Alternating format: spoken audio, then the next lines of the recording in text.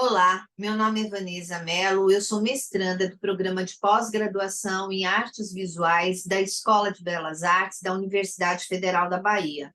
Meu objeto de estudo é o artista baiano Rubem Valentim, e essa pesquisa está sob orientação do professor doutor Dilson Midlege.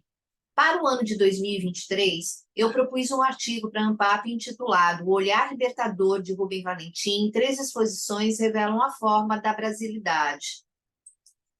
Essas três exposições que eu me refiro ocorreram no ano de 2022 em Salvador, no Museu de Arte Moderna da Bahia, e são elas: Encruzilhada, com a curadoria de Aírio Seráquito e Daniel Rangel, Utopias e Distopias e Ile Funfun, essas duas últimas com curadoria somente de Daniel Rangel. Para que eu pudesse fazer a análise dessas três curadorias, eu utilizei o livro do George de Dilberman, Diante do Tempo, História da Arte e Anacronismo das Imagens. E nele eu também faço uma utilização de três pensadores importantes, Karl Einstein, Abel Warburg e Walter Benjamin.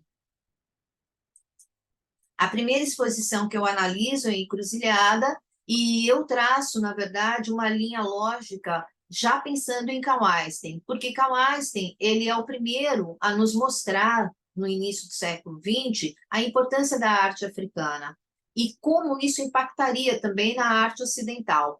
E a curadoria de Heráclito e Daniel Rangel propõe exatamente a questão afrodiaspórica de uma forma muito ampla.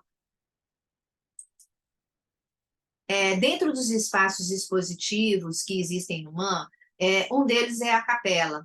E essa capela foi utilizada em Encruzilhada com o propósito de trazer e marcar o lado sagrado e a utilização da questão da religião de matriz africana. Essa questão a gente vê nessa imagem, por exemplo, que existe uma referência como se fosse um candomblé, um ato votivo em que essas imagens compõem esse espaço. Do lado lateral dessa nave que nós estamos vendo, existe um corredor, e o corredor, o Aírio Seráclito e o Daniel Rangel colocaram, na verdade, obras do Rubem Valentim. As duas obras que nós estamos vendo são emblemáticos, de 1978 e 1979. Essas obras são síntese visuais. Por que são síntese visuais? Porque nelas o Rubem Valentim coloca não somente a questão da religião matriz africana, mas também as religiões que ele, na verdade, estudava. Ou seja, são outras religiões que existem dentro dessa imagem. E como a gente observa, nós estamos num corredor. E como se fosse um cortejo, a curadoria coloca ao fundo, dentro de um nicho, um objeto escultórico, também do Rubem Valentim, que é exatamente essa peça que faz parte da instalação Templo de Oxalá. Essa peça ela vai remeter para o Rubem Valentim ao que nós chamamos no candomblé de peji, é um altar. Então, é uma síntese visual também, mas relacionada totalmente ao candomblé, tanto por conta da cor, quanto por conta do título que o artista dá à obra.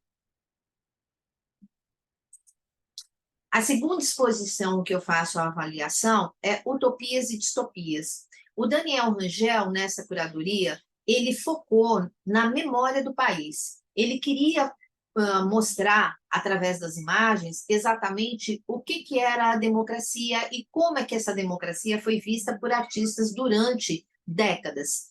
E essa ideia aproximou ele exatamente de Abel Warburg, que tinha em seu pensamento exatamente essa síntese visual de análise dessas imagens. A questão do núcleo criado para inserir a obra do Rubem Valentim, ela é interessante em Utopias e Distopias, porque o Daniel Rangel ele vai fazer um núcleo que se refere à geometria. Então, esse núcleo que a gente está vendo agora contém artistas que são tanto do concretismo quanto abstratos. E a gente observa que no centro tem Augusto de Campos. Ao lado direito, a gente vê a obra maior, em azul, que é título, inclusive, dessa obra, que é de Arcangelo Lianelli, que é de 1968. Do lado, a gente vê Jamison Pedra, que é dos anos 2000. Abaixo, Valluísio Bezerra, que é dos anos 80. Ao fundo, a gente vê a série Caixa d'Água, de Pedro Mota, que é de 2007. E aqui, novamente, nós vemos os emblemáticos do Rubem Valentim.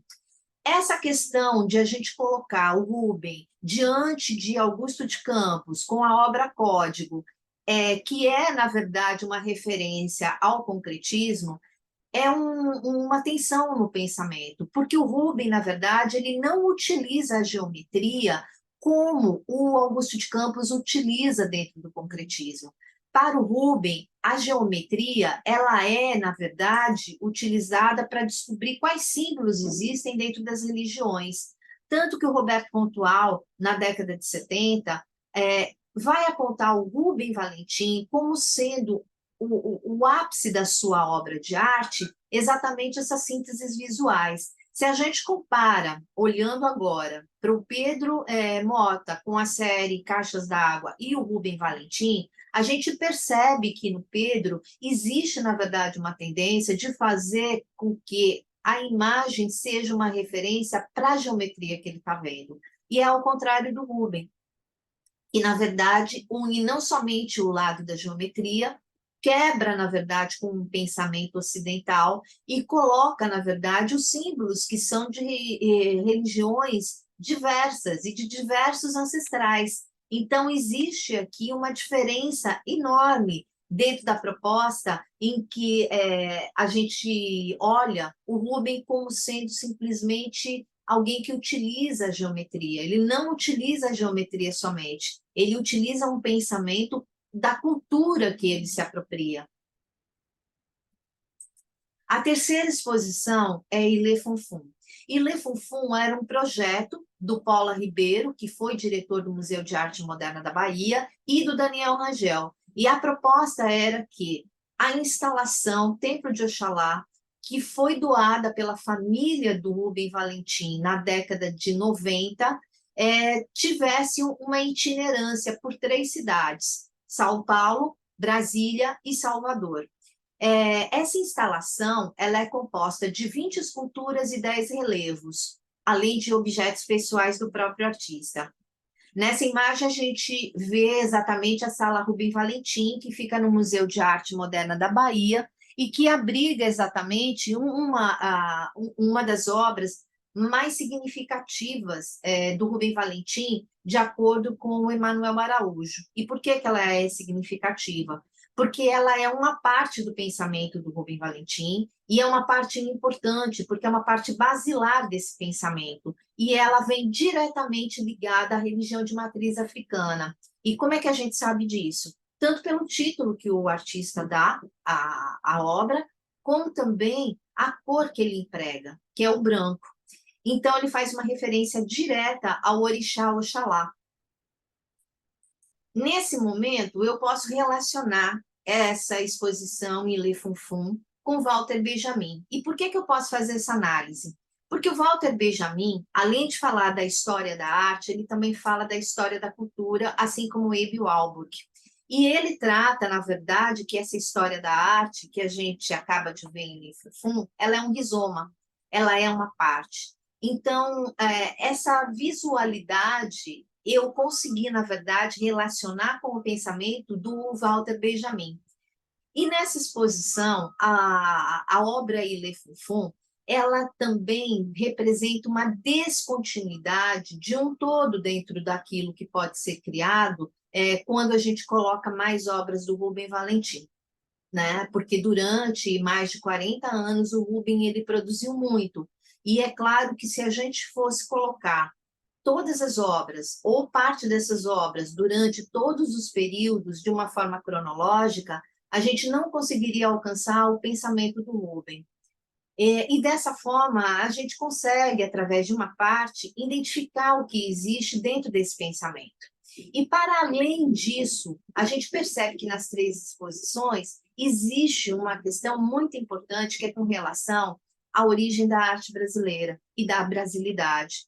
Porque, na realidade, o que todos nós estamos procurando, até hoje, é a identidade. Eu termino aqui essa apresentação, eu agradeço a todos, Eu deixo aqui as referências que eu utilizei tanto no artigo quanto nessa apresentação. E, além disso, eu deixo também o meu e-mail para críticas e sugestões. Muito obrigada, espero ver vocês em breve.